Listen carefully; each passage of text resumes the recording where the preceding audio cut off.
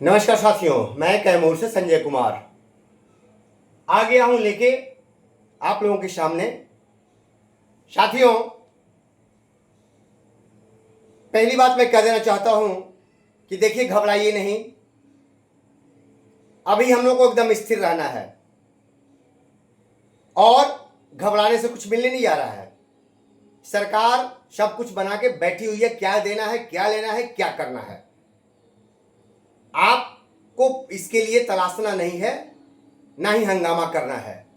नहीं, हंगामा का नतीजा देख लिए हैं। शीशा फोड़ पत्थर मार तो कितने लोगों को सरकार ने कैसे कर दिया। अब वो वैसा काम नहीं करना है।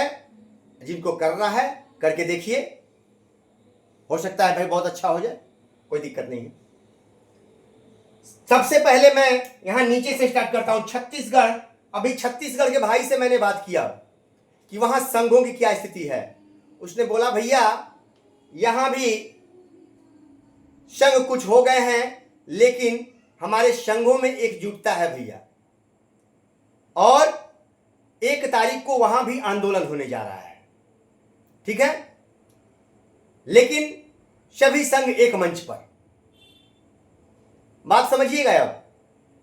और वहां साल में 200 रुपए चंदा लिया जाता है। 120 रुपए ब्लॉक में रह जाता है, 40 रुपए जिला में और 40 रुपए राज्य में। यह वहां का सिस्टम है किसी भी संघ का। वहां मात्र 200 रुपए एक शिक्षक देता है।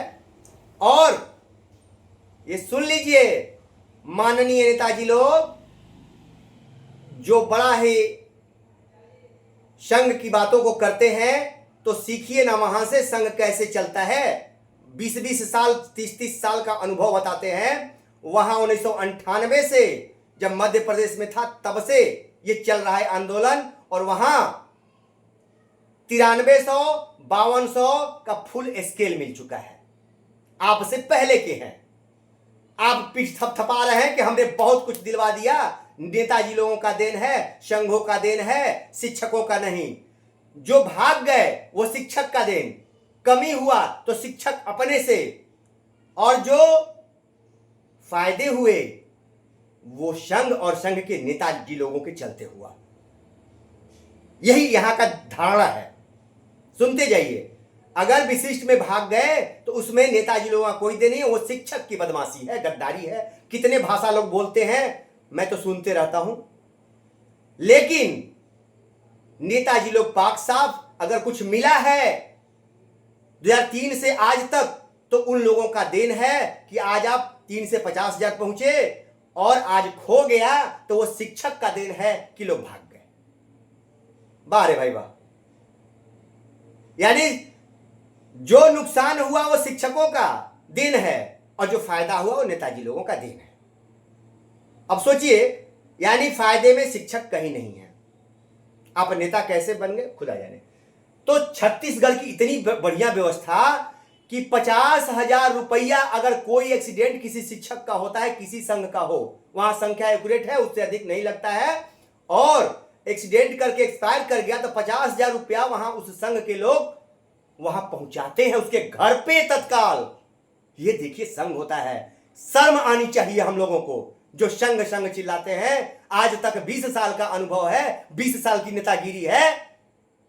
शान से कहते हैं कि नेतागिरी, क्या वैसा दिमाग नहीं चला? क्या किया शिक्षकों के लिए? 1000-1000 रुपया चंदे, बहुत चंदे लिए गए, लेकिन कोई हिसाब किताब नहीं। वहां 1-1 रुपए का हिसाब किताब है। छोटे से राज्य छत्तीसगढ़ से सीखिए ना भाई। चिल्लाते हैं। सुन लीजिए, अगली बात मैं कह देता हूं। कलम को शिक्षक का हथियार कहते हैं, श्यामपट को श्रृंगार कहते हैं। जो दोनों का मजाक उड़ाता है उसे आधुनिक नेता का प्रकार कहते हैं। साथियों, आप जानते हैं कि शिक्षक बनने के लिए, एक चपरासी बनने के लिए 8वां और 10वां पास मांगा जाता है। नेता बनने के लिए योग्यता की आवश्यकता नहीं होता है, अंगूठा छाप भी नेता बन सकता है। तो इस श्यामपट और कलम जो शिक्षक के हथियार हैं, उसका मजाक उड़ाने वाला नेता ही हो सकता है। वो नेता है जो मजाक उड़ाता है, सदन से लेकर सर तक शिक्षकों का मजाक उड़ाता है। तो ये शब्द जो निकले हैं, क्योंकि कलम और श्यामपट जो हथियार होता है हमारा, वो शिक्षक। समझिए, एक शिक्षक छात्र भी होता है और वो शिक्षक भी होता है। नेताजी लोग सिर्फ भाषण देते हैं, आंकड़े कौन बनाता है? आईएएस बनाते हैं। नेताजी लोग आंकड़े नहीं बैठाते हैं। तो शिक्षकों का काम है, आईएएस शिक्षक पैदा करते हैं। आईएएस शिक्षक पैदा करते हैं। समझिए, आंकड़े वो देते हैं, उनको आंकड़ा बनाना हम सिखाते हैं। नेता भी हम ही पैदा करते हैं।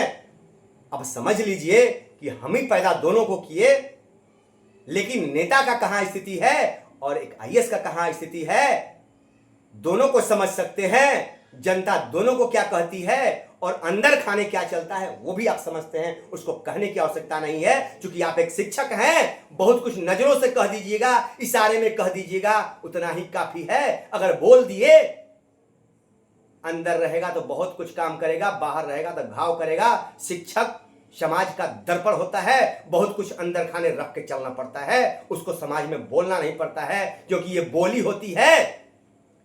ये बोली एक ठेठ में कहावत है कि इहे मुआ पान खाला, इहे मुआ पनही। ठीक है, तो समझ लीजिए, मुंह बहुत बेकार होता है।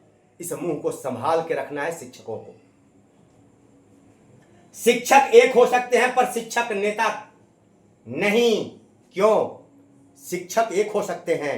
दर्द इसी बात का हो रहा है कि ये व्यक्ति आया और कह रहा है कि नेता हमको नहीं, कोई पद नहीं चाहिए, आप लोग सभी लोग एक हो जाइए, एक मंच पर आ जाइए। तो एक पर होंगे तो एक शक होगा, तो एक नेता होगा। समस्या ही फंस रही है और चाहिए सबको पद। मामला यही है। टीटी संघ, माध्यमिक संघ, कई संघ हैं। अरे भैया, जब आप 3 से 12 के बीच में तो एक नियोजित थे ना, फिर उसमें क्यों आपने संघ बना दिया 18 ठो? क्योंकि पद लोलुपता बढ़ती गई और पद छोड़ना नहीं चाहते थे। ये सच्चाई है और शिक्षक की गरिमा है। मैं कहता था, कहता रहूंगा। भारत का विभाजन आजादी के दीवानों ने नहीं, पद और पैसे के लालची नेताओं ने किया था। भारत का विभाजन किसने किया था? भारत अगर 2 टुकड़ों में बटा तो उसकी देन कौन थे? आजादी दिलाने वाले जो थे, ईमानदार थे, वो तो स्थिर थे। लेकिन जो पद और पैसे की लालसा जिनमें जाग गई थी, वो भारत को टुकड़ा में करा दिए। क्योंकि भारत एक रहता तो प्रधानमंत्री यहां एक होता और उनको पद प्रधानमंत्री का चाहिए था, इसलिए देश को ही बांट डाला। तो हम नियोजितों को अगर बांट दिया है तो इसमें गुनाह क्या किया है? ये तो नेता का कर्तव्य होता है। आधुनिक नेता देश को ही बांट डाला पद के लिए, तो हम नियोजित शिक्षकों को अगर बांट दिया है तो इसमें कोई बड़ी बात नहीं है। कितने कितने टुकड़े हम नियोजित को सोचना है। मेरी बातें बुरी लगती हो जिनको, लगती रहे, कोई फर्क नहीं पड़ता, क्योंकि मैं अपशब्द नहीं बोलता। मैं अपशब्द नहीं बोलता, नहीं बोलूंगा। मैं धैर्य से बोलता हूं। ठीक है, सुनते रहे लोग, कोई फर्क नहीं पड़ता, क्योंकि मैं गलत नहीं बोलता। भारत वर्षों गुलाम रहा राजा रूपी नेताओं के पद लोलुपता और लोभ के चलते। भारत वर्षों गुलाम था। वहां भी क्या था? राजा एक दूसरे से लड़ रहे थे अपने में, और बाहर से आया, चोंच मारा और गुलाम बना लिया दोनों को। यही ना हुआ था?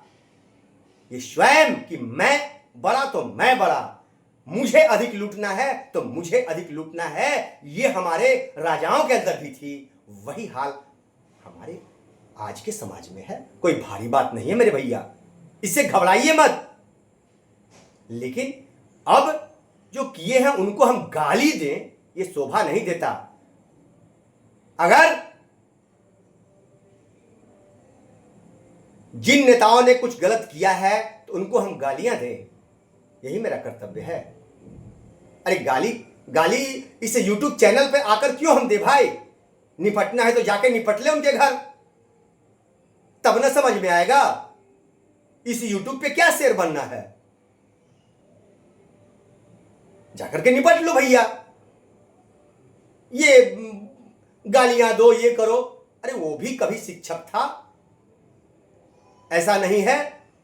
जब एक थे गलबहियां करके चल रहे थे तो अच्छा था, पदाधिकारी थे, आप भी गलबहियां कर रहे थे सब लोग मिलके, और आज अलग हो गया तो वो बहुत बड़ा गद्दार हो गया। अरे उसको दिखा कि हमको फायदा है, चला गया, तब उसको हम गाली देंगे? अरे भैया हम जितने हैं उनको समेटिए कि अब ऐसा नहीं करें। वो तो खुद ही गलत किया है तो वो महसूस कर रहा है, बरगला रहा है, तो हमारे अंदर ताकत है, हम भी तो रोक रहे हैं, लेकिन गाली देके नहीं। फिर शिक्षक का मतलब क्या रहा? तो छत्तीसगढ़ से सीखना है, लेकिन आज तक शिक्षकों के हित में किसी संघ ने किया? चंदा करोड़ों लिए, लेकिन शिक्षकों के लिए, इसीलिए मैं कह रहा हूं बहुत चीज हम रखे हुए हैं, दिमाग में था, लेकिन मैं देख रहा हूं कि मेरे भैया हमारी बात से हमने कहा कि एक हो जाइए, तो चिंगारियां लोगों के मन में उठ गई कि ये तो बवाल हो गया, ये व्यक्ति तो एक होने के लिए कह रहा है, तो पद तो एक ही होगा। तो फिर पद के लिए मारामारी, और उसी पद के लिए इतने टुकड़े हुए हैं। शिक्षकों के लिए, शिक्षकों के हित के लिए कई नेता नहीं बने हैं, कई संघ के टुकड़े नहीं हुए हैं, अपने हित के लिए टुकड़े हुए हैं। ये कहने में मुझे कोई दिक्कत नहीं है, और ये आम शिक्षक मेरी बातों को सुनते और समझते भी हैं, मुझे फोन भी करते हैं। मुझे खुशी इस बात की है, और जिनको एमएलसी दुनिया बनना हो बनते रहें। वो हमने पूर्व में बोला है, किसने बोला है उसका प्रमाण है, ठीक है? जो बनने जा रहे हैं घोषणा कर दिए हैं, बोलते हैं, सुन रहे हैं, समय आने पे देखा जाएगा। ठीक है भैया, नमस्कार, फिर मिलेंगे।